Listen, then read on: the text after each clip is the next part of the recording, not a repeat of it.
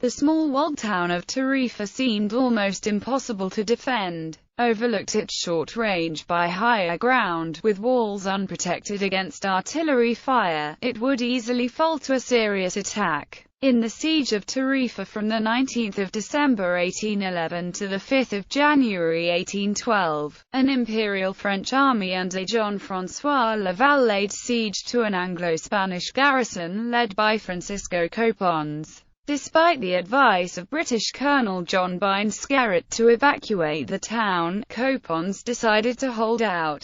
Some wanted to evacuate to and defend the small island that was attached by a causeway from the town. Tarifa is located on Route 340 on the southernmost tip of Spain, or about 65 miles southeast of Cadiz. The siege occurred during the Peninsular War, part of the Napoleonic Wars. Troops. General of Division Jean-François Laval commanded a corps of 15,000 soldiers, with 8,000 present with 16 siege guns. His French troops included 3 battalions of the 16th Light Infantry Regiment, 2 battalions each of the 43rd, 51st, 54th, 63rd, 94th, and 95th Line Infantry Regiments, and 1 battalion each of the 27th Light and 8th Line Infantry Regiments. Laval's Polish contingent was made up of 2 battalions each of the 7th and 9th Infantry Regiments, and his cavalry comprised 4 squadrons each of the 16th and 21st Dragoon Regiments. General Francisco Copons led the defenders, who numbered under 3,000 men and 26 guns. His Spanish brigade included 1 battalion each of the Irlanda and Cantabria infantry regiments, 1 company of cazadores, 120 gunners,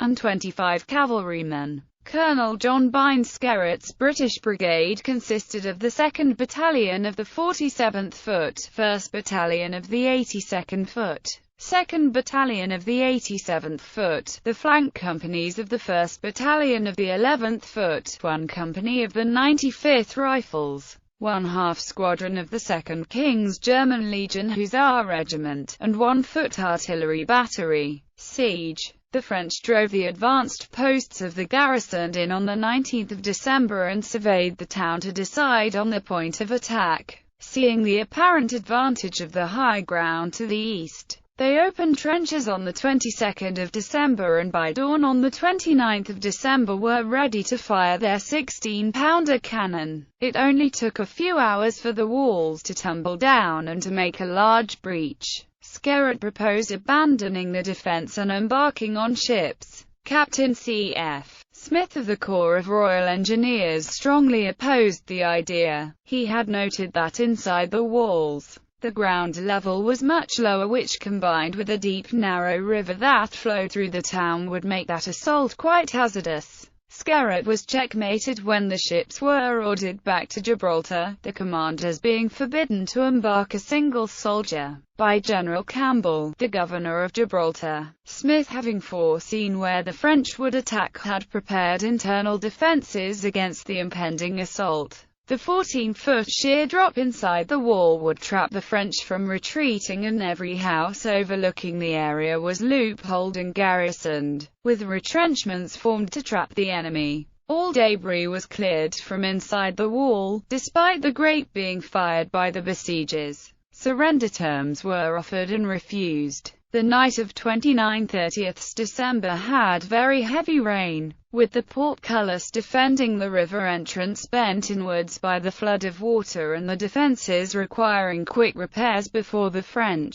attacked at dawn. French grenadiers advanced along the now dry river bed trying to enter through the portcullis. However, it held and the 87th Regiment blunted their attack with withering fire. Moving to their left, they tried for the breach, and meeting more fire, retreating back to the riverbed, which was covered by a cannon mounted on a tower, firing grape. They huddled amongst their dead and wounded until they eventually retreated back to their camp. This was the only attack that was made. The weather became extremely inclement for several days, the torrential rain damaging the French batteries and trenches so that on the night of the 4th of January 1812, they were heard pulling back. Going over to the offensive, the Allies sallied forth in the morning, forcing the French to retreat, leaving their siege equipment behind. Aftermath: Laval withdrew after making his one abortive assault and seeing sickness begin to ravage his soldiers. Unable to extract their heavy siege artillery from the mud, the besiegers destroyed and abandoned most of their cannons.